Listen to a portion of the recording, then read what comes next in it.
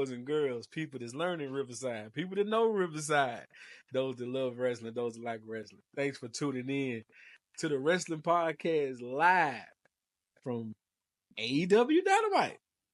It is 808s and Chair Shots.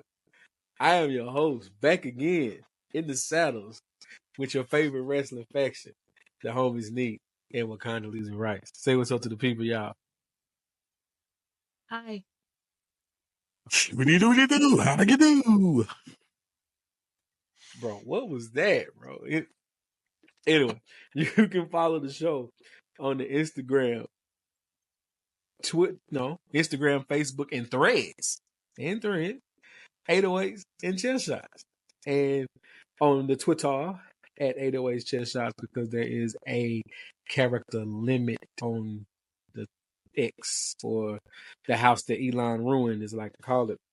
Anywho, welcome back, guys. How everybody doing, man? I'm all right. Okay, all right. Neat? I'm good right now. I'm just calm. Okay. I mean, considering we've started multiple shows with you threatening people, I think that's a positive right there. You know what I'm saying? Like, I see you. I mean, did you not say? Well, we're not gonna get into that because we got more people listening now than we normally do. So you know what I'm saying? We don't want to go into you and your shenanigans. So hopefully they don't go back and listen to that. Anywho, welcome back, man. I'm good to be back. Missed last week, missed last show. Shout out to the homie. Shout out to homie James for filling in, man. Y'all had a good time. Good times, good stuff. Yeah. Good times, good stuff. Negativity in the bank. Yeah, y'all was real negative when I was out. Real negative. We were positive, sir. I don't know what's wrong with you, sir. Andrew, I can't believe you let them do that, Andrew. I can't believe you let them fly off the hinges like that. Hey, sometimes you just it's what's needed sometimes. I respect It it. applied. It's all good. But nah, man, good. Like I said, happy to be back. Yeah, it was a great show. It felt funny. That was the first show I've missed. So it felt funny watching it and listening to it and like wanting to say shit. And it's like, oh, I can't because I'm not there. But you know what I'm saying? It felt real weird. You know what I'm saying? But good stuff, y'all. Good stuff. All right, man. With no further ado, a lot has happened since our last show. Let's get going. AEW was in Nashville last night. Guess who didn't go? This guy. Had to do some things last night where I wasn't able to make it. Shout out to the homies, had some tickets for me, but I wasn't able to get there. Yeah, man. It was on the watch back, decent show. Did y'all have a chance to check out the Blood and Guts match? No.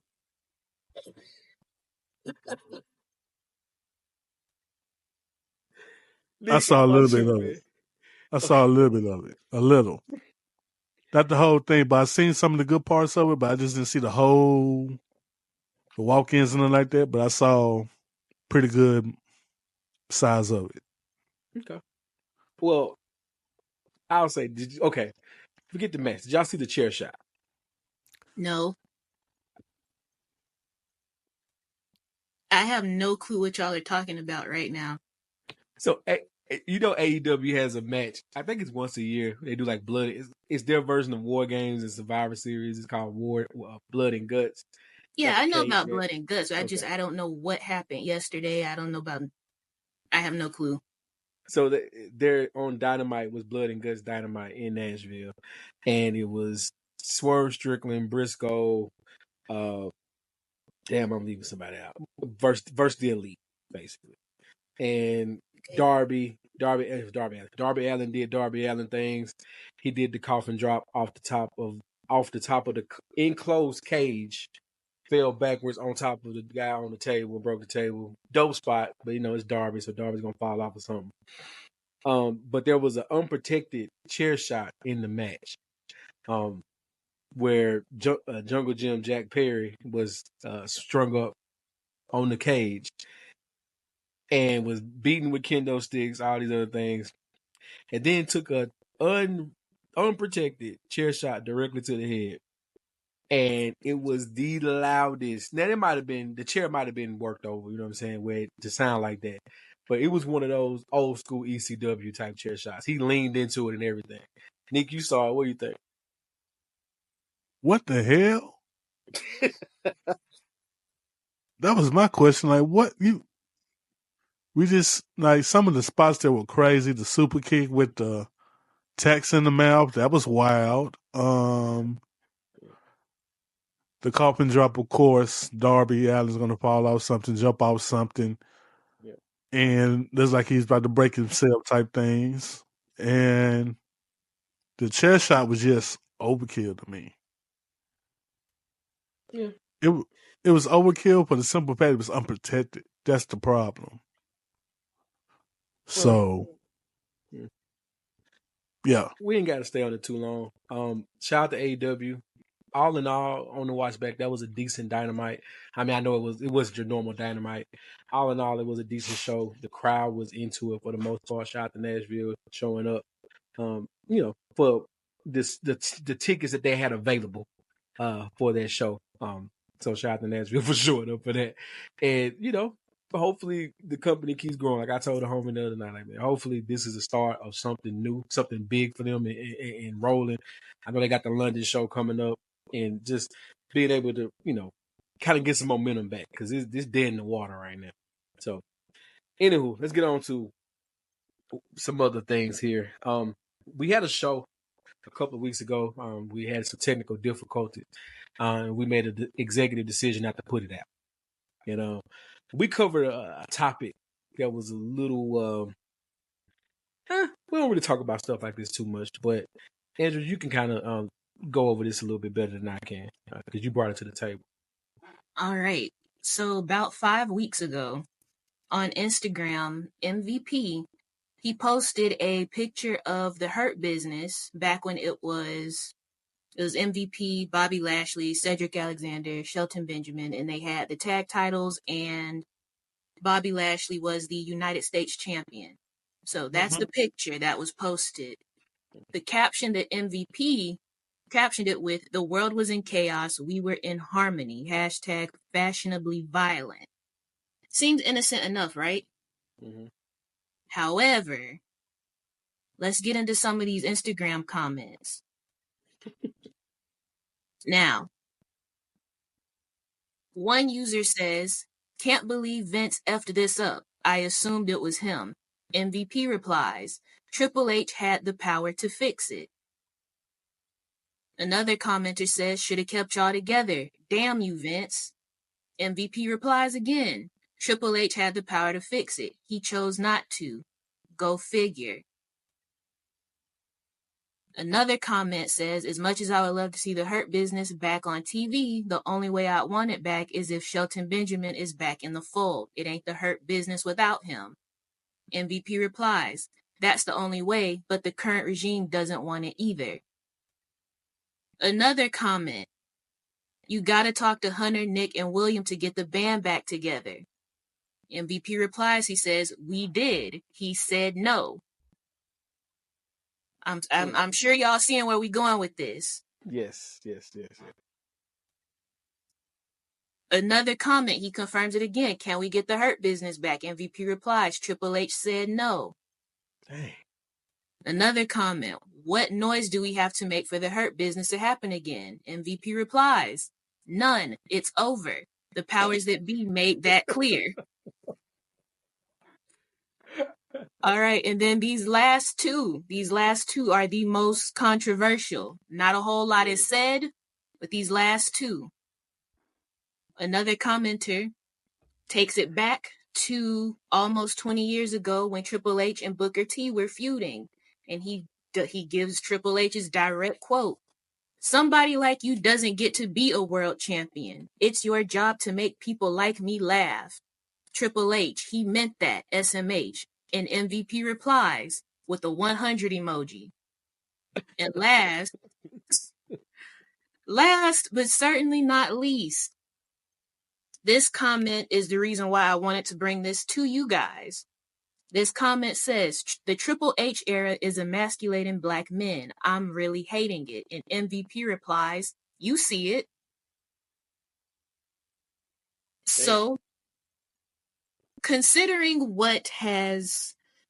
the news we've gotten over these last couple of days about Bobby Lashley's contract being up for expiration, same thing with MVP, his contract being up.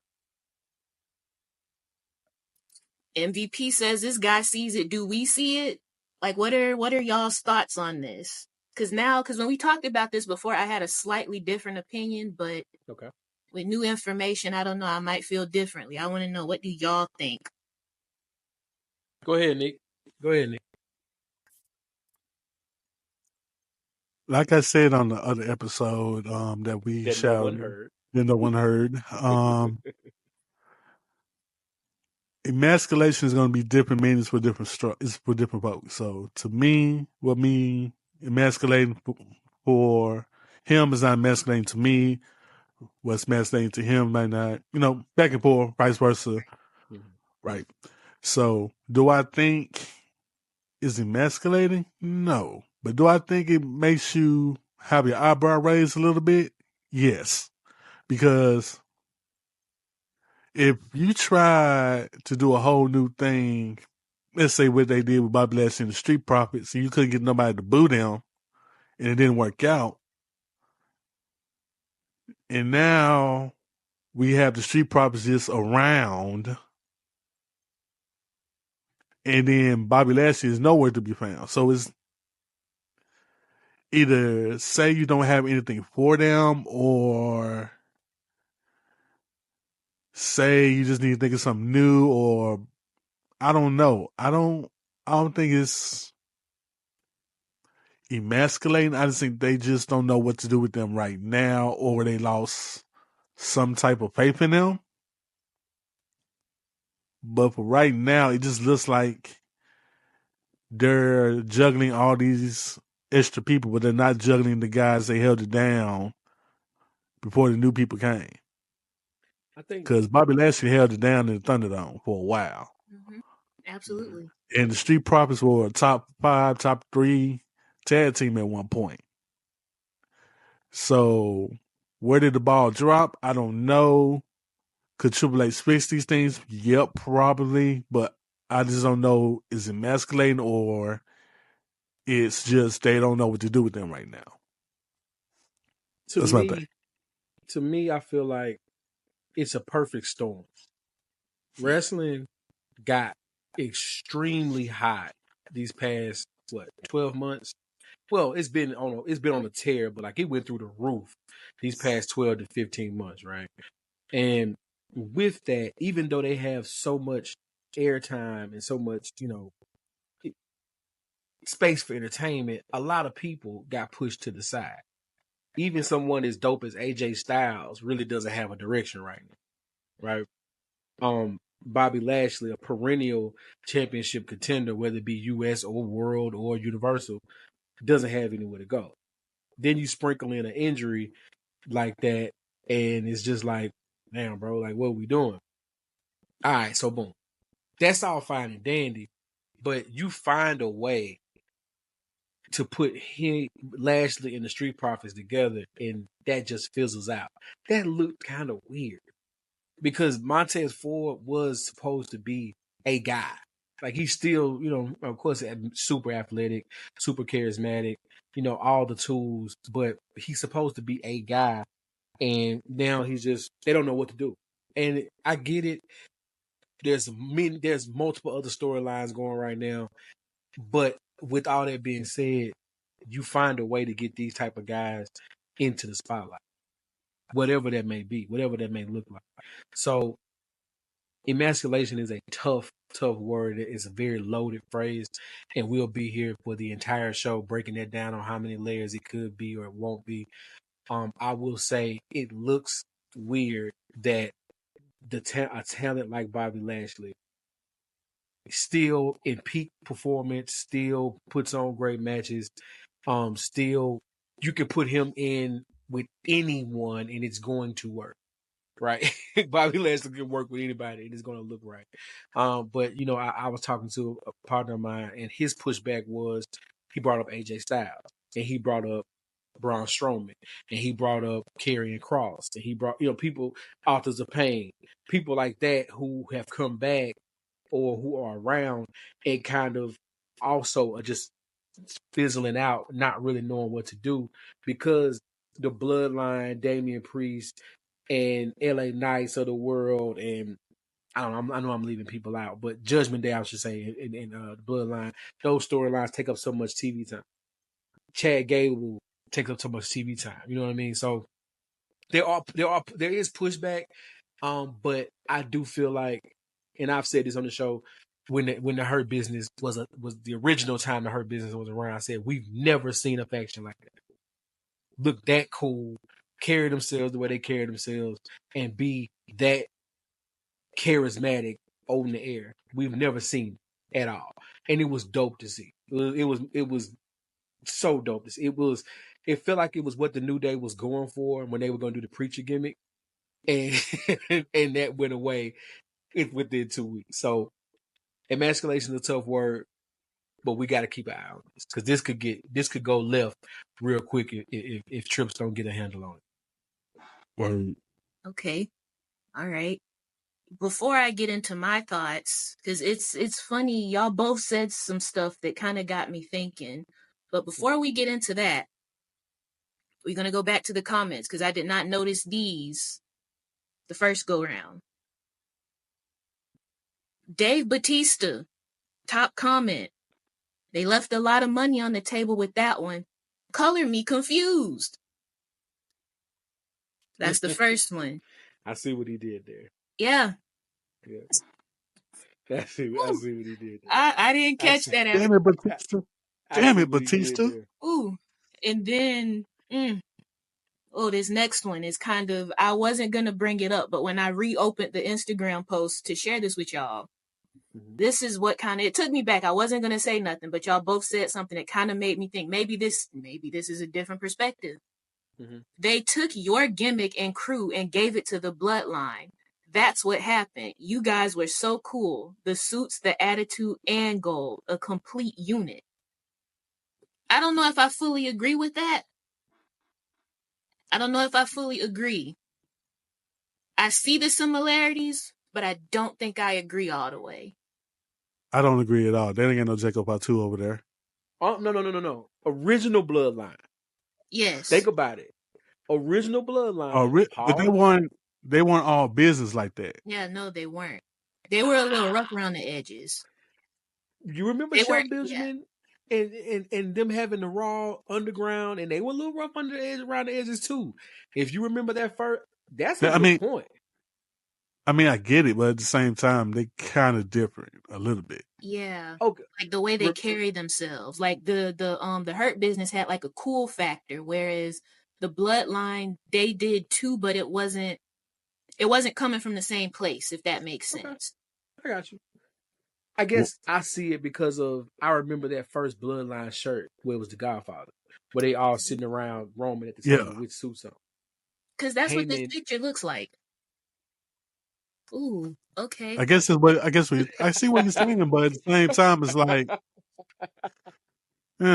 it makes sense because you couldn't have two of those. You couldn't have, because they were on Raw at the time, and you couldn't have two of those on your big shows where they not necessarily look the same, but you have your powerhouse guy and your tag team champ and your mouthpiece. Just bare bones. Your powerhouse guy is the champ, and your two guys around him are the tag team champions, and then you have your mouthpiece in Heyman or MVP. Yeah. The only thing, when I think about it, the only thing the Bloodline did different around that time was introducing Solo as the enforcer. The Hurt Business didn't need an enforcer. No. Because Bobby was the damn enforcer. Yeah. And I don't know if the Hurt Business could do the Sami Zayn gimmick. I don't know. No, if they could. I don't think they would do that. They have allowed that. They want to say no to that. MVP definitely. For that. And that's the difference. That's the big difference. Is that you get 3 years of the Bloodline because of those different variations of the story. You know what I'm saying? I think the Hurt Business was going for, we're going to do 2022, 2023 version of the Horse. Right. You know what I'm saying? And to me, it's like they were redoing the Horseman, which I'm all for. So Now, with the contracts up, we're not gonna stay on this too much longer. With the contracts up of MVP and Bobby Lashley, where are we going from here? What do y'all think? I don't know about going to AEW because they don't do well with factions right now. They remember at one point they had like 20 of them. We got too many. Where they at now? What, 3? Too many factions at Sounds AEW about at one right. point. Yeah. Like they introduced the trios titles and who had them? What, House of Black, House of Black, the Sesame people, the rapper and the Sesames, Yeah. and the Elite. That's it. The Elite. Like, come on. Because remember, at one point, their hottest gimmick was the best friends with Orange Cassidy and and Trevor and them. They even want to get them the belts. They won't even try.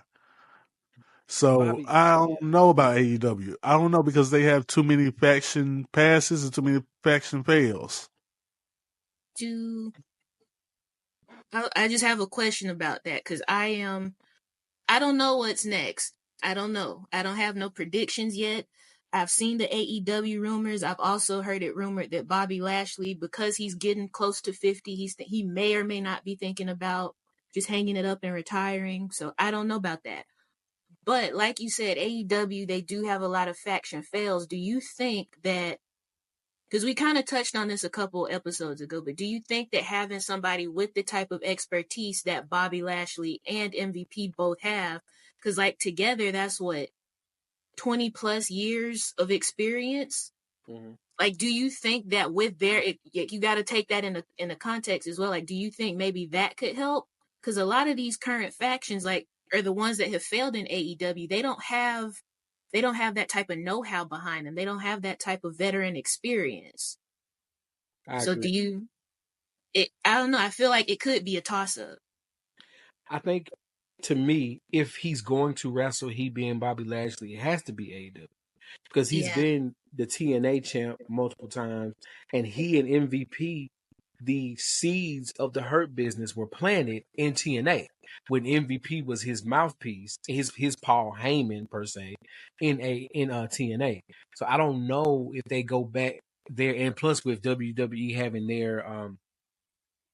their tentacles on TNA right now, I don't know if you want to go there. So to me though, Bobby Lashley and MVP going to AEW, this is gonna sound weird, would be a breath of fresh air for AEW though, because their shtick would be something so different than what AEW brings to the table.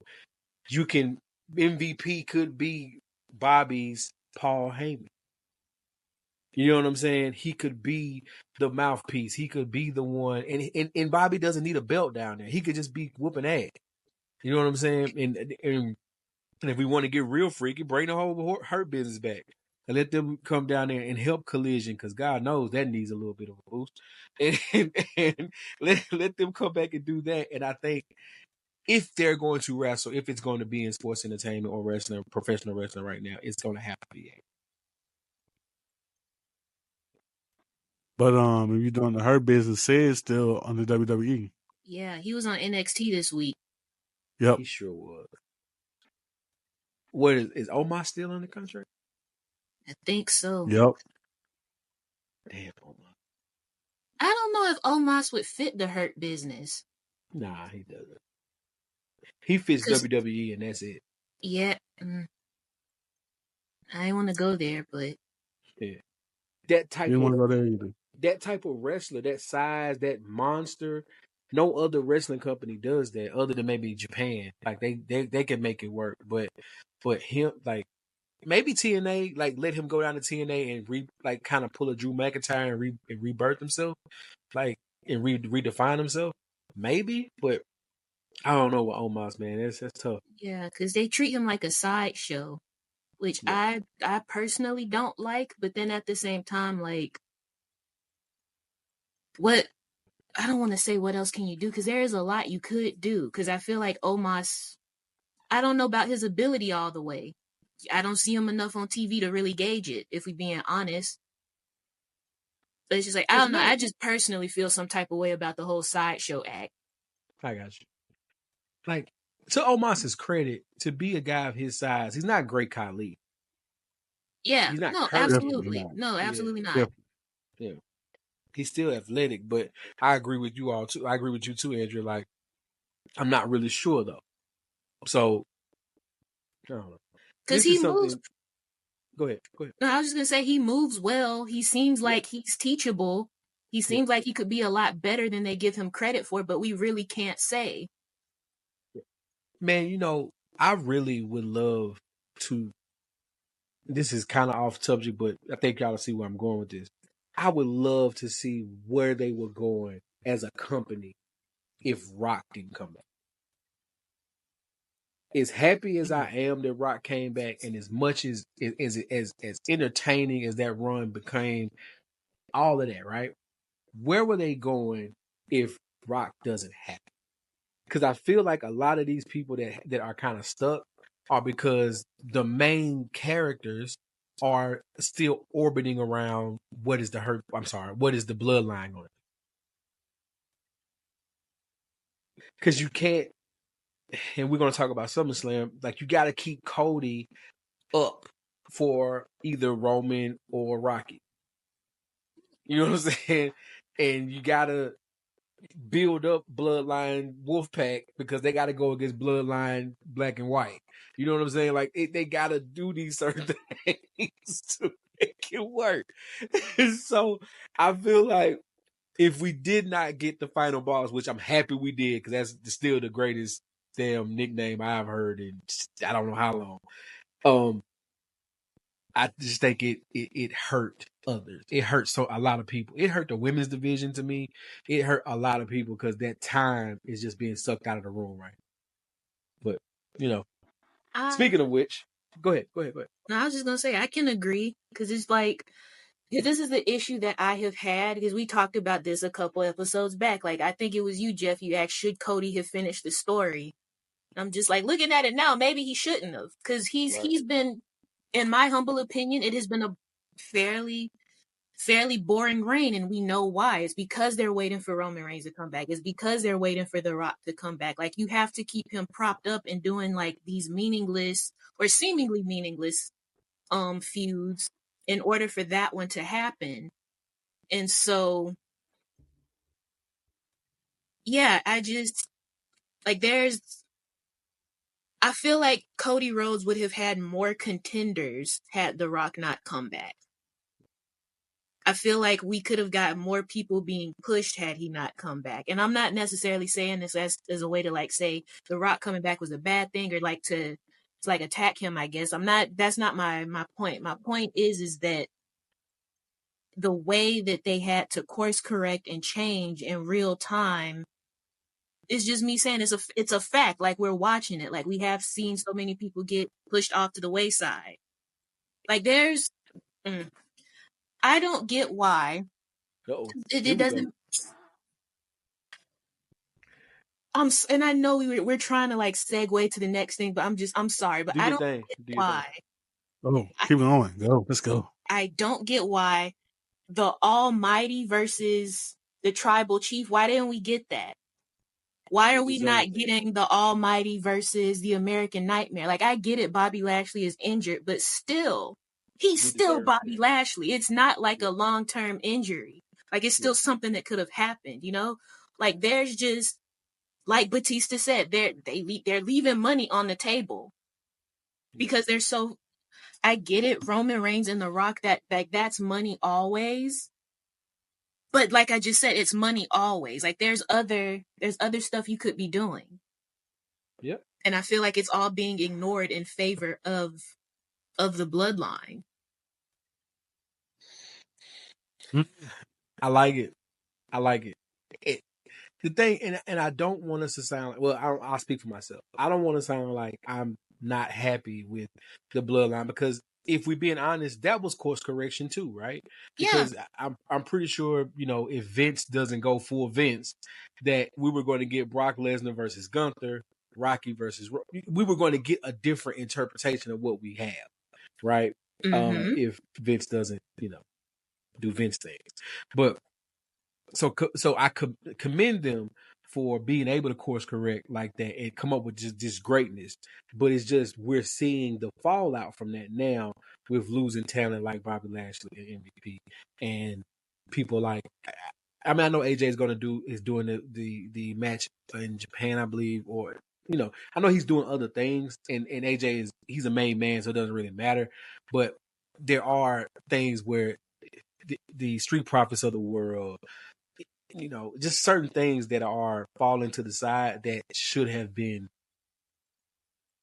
SummerSlam should look a little different than what it does right now, and that's just my opinion. Going back to that, like once again, I want to apologize because I know we're supposed to be moving on to the next thing. Do your thing. Because we kind of talked about this. It's like we got all these people falling off to the wayside. And again, when we on the episode that did not air, we talked about how Black wrestlers are thriving in NXT. I just want to say, because like I know we finna talk about SummerSlam. I'm looking at this card and I'm wondering, Damian Priest, I don't think he's Black, but he's a man of color. Puerto Rican. He's Puerto Rican, yeah. But aside from him, like there's plenty. Solo, Naya. They Samoan. There are cuts, but yeah, Braun Breaker. Now you know. I mean, he got the Taz going on with him. We don't know who he is. You know his uncle and his father. That ain't the tan is crazy, but his uncle and his father. That ain't gonna work. No.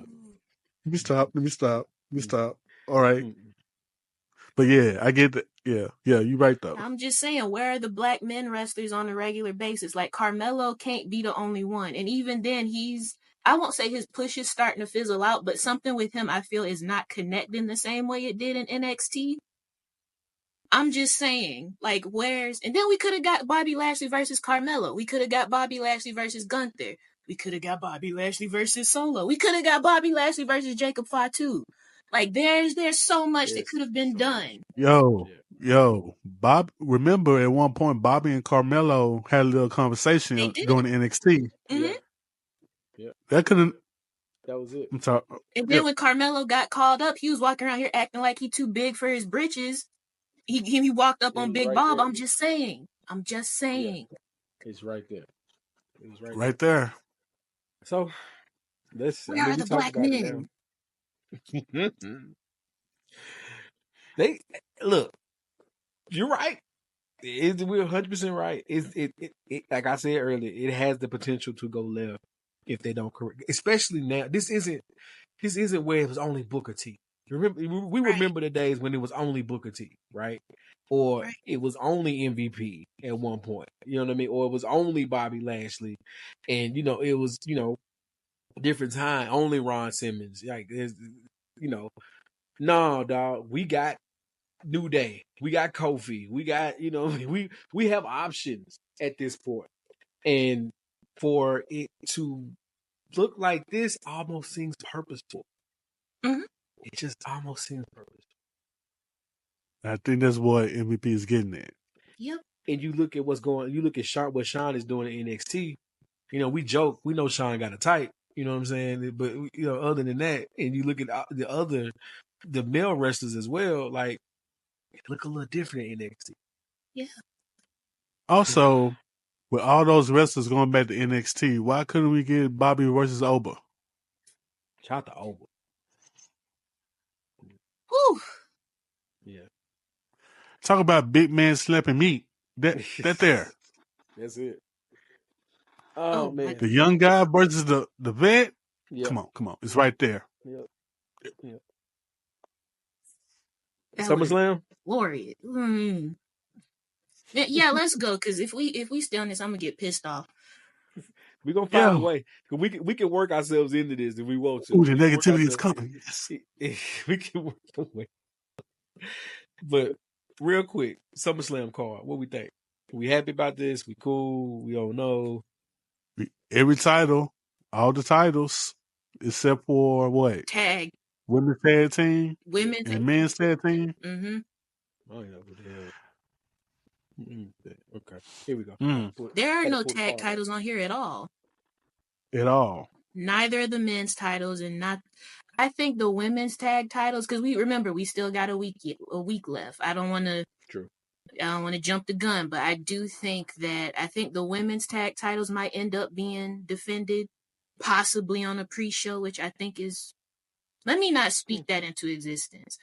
I do think the women's titles are going to end up being defended. I don't know about the men yet.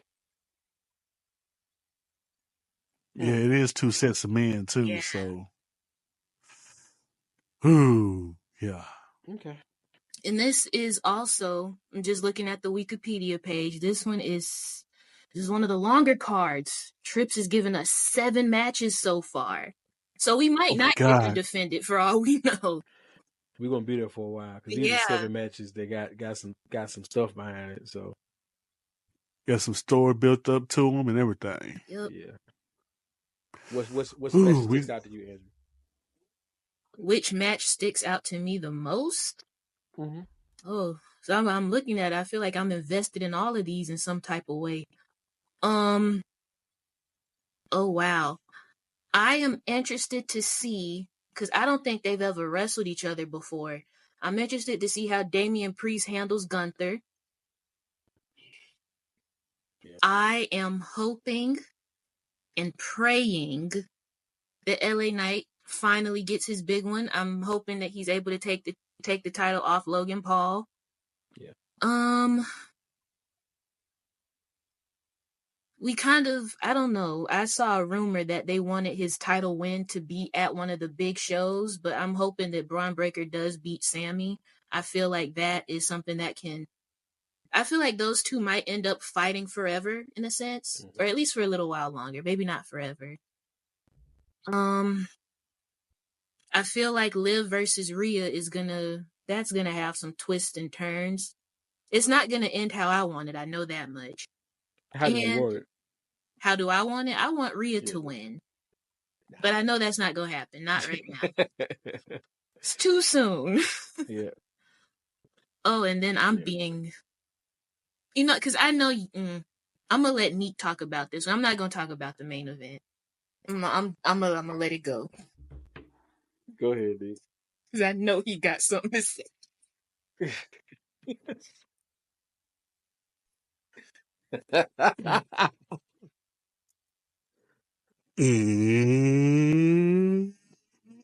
It's time. Well, I don't look. I've been wanting to see CM Punk and what? That's nothing. I ain't say nothing. Go ahead, man. Go ahead. I've been wanting to see CM Punk and Drew McIntyre to fight for a while. So now we got CM Punk is now healthy. He can fight now. Mm-hmm. But this whole special referee thing with Seth. Now I love a good more hostility. Hostility brings the people together. Mm-hmm. But in this match, how does it fold out? How does it fold out? Because if Drew hits Seth's going to use the whole the referee thing. If CM Punk hits Seth, he's going to use the referee thing. So you got a whole thing with that. Seth's going to control this match a little bit. Mm-hmm. So I think it's going to be an interesting story how it plays out, and I'm looking forward to it. So that'll be the match that I want to focus on. But also, Nia Jackson Bayley for the women's title. Yeah. And the main reason for that, because those two work very well together. People forget that. And now that you add that Tiffy Time has the briefcase, and she's cool with Nia, what if Nia loses? And Tiffy done already let it be known she finna cash in whenever she see fit. So exactly. So what if Nia just loses, continues to beat up on Bayley? Next thing you know, Tiffy Time comes in. I got you. That's just a small prediction. Very small prediction. But let me see. One more match though. To be quite honest, I'm looking forward to.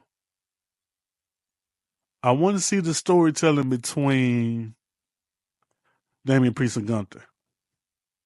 Okay. Same. And because you have two guys that are coming two different ways, and Gunther, when he's in his bag, that match is gonna be superb. So I got to see that storytelling. So what you got, Jeff? I want to see that too because they have to make a decision with Priest, right? Because a win against Gunther can sort of propel him to another level to me. But then I think, well, I can say we all. I know, me personally, I feel like this is Gunther's belt. Like now we're going into the age of now Gunther gets to run roughshod over that division, right? So I think they have to make a choice there. I also think eventually they're going to have to, they got to figure out a cool way to get Sammy away from Braun and Dragunov because Sammy got to go help Roman when he come back. like So let's just be real here. okay, Dragunov and Breaker are two of the hard hitting dudes that we yeah, know. Mm-hmm. yeah, yeah, Pray for Sammy's bones at this point. yeah. But that's also why I think Sammy, one of those two gentlemen, win the match, and it allows Sammy to step away. I don't know if this is the event where we get Roman back. I don't know. It may be closer to Jimmy Uso coming back at this match at SummerSlam and hurting Solo from winning the belt because then you get the Bloodline beating the hell out of Jimmy for a couple of weeks, and then Roman comes back, and then Jay comes over. Now we're because by then we're in November and we're ready for War Games. So, because I'm sure that's where we headed. Bloodline Wolfpack versus Bloodline Black and White. I get it. That's where we headed. But focusing back on SummerSlam, Lord knows I'm the biggest CM Punk fan on this call here. So I want to see him do well. I don't see how he wins that match though. I really don't. I don't see how you let CM Punk win that match. But that's probably my most important match I'm looking forward to, and I'm looking forward to Dominique breaking Rhea's heart because I think that's just gonna make her even more of a killer as she goes on. Like after the face lick last week and everything else, I think Dom decides to go back to live, and yeah, I think that's where we at with it. Don't do it, Mysterio, 2 times. Don't do it. I'm telling you, man, he has to because Rhea is too old, too popular to be stuck with him. They gotta push her as the one, and getting her away from Dom is gonna help her be the one. But we'll see, man. Okay. And We'll see, though. We got a week. dare I say, because they're trying to do the whole callback to Eddie and China with them. Dare I say, I feel like Jey Uso kind of fits that bill a little bit better than Dom. He seems more fun-loving, like personality-wise. I feel. Yeah, you're right. Yeah, You're right. personality-wise, I feel like he fits that bill a little bit better than Dominic. I feel like if that's what they're trying to call back to, I feel like Jey Uso would be the better man. Dom definitely getting this Eddie on with the mustache and the mullet, though. He's definitely getting his Eddie Nice. on. And then who's to say? Because I just got an idea. Because say Rhea does not win at SummerSlam next weekend. Who's to say? Say Nia Jax wins, because Nia has already. I seen a headline earlier. She said she would join the Bloodline if they needed her to. It say when Roman comes back, he taps Jay for some help. We could get Rhea versus Nia.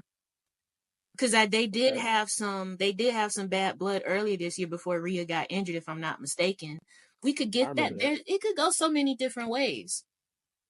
I don't want to see Rhea get her heart broke next Saturday, but yes, Neek.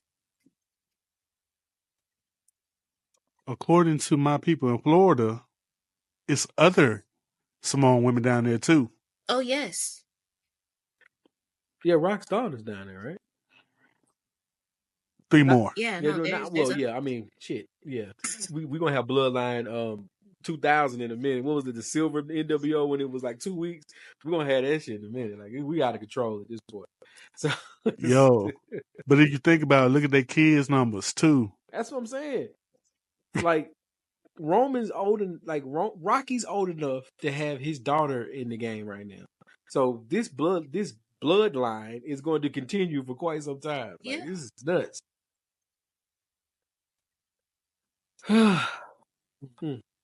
Anyway, I can't wait.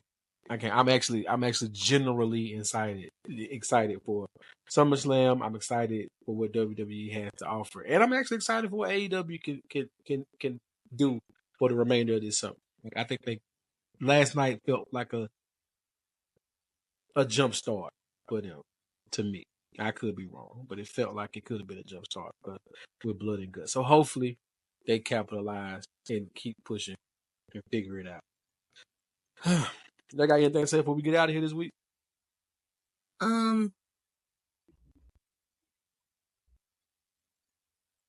If you're gonna check on your strong friends, actually check on them. Don't just say it. Actually do it. That's it. Points were made. Points were made. For me, a wise rapper once said, "Don't wear those LeBrons to the clubs. Them shit's ugly." Really, bro? Dom Kennedy, I would like to ask you something, bro. What were you thinking? Really, bro? Because now every time I see some LeBrons from this point on in my life, even then, I think of that line. Oh. You know, he might not have been lying. All right. Vlogging with rap is so great. Bring it back. Oh man. All right. Well, it's been a pleasure to be back. It was a dope show. Continue to watch us on YouTube. Continue to like us. Continue to subscribe. Continue to listen to us on all your streaming podcast apps on your phones that we can't seem to put down. But all in all, man, we here. We enjoying the ride. We having a good time doing it. So thank y'all for listening. Thank y'all for tuning in. And we are out. Bye.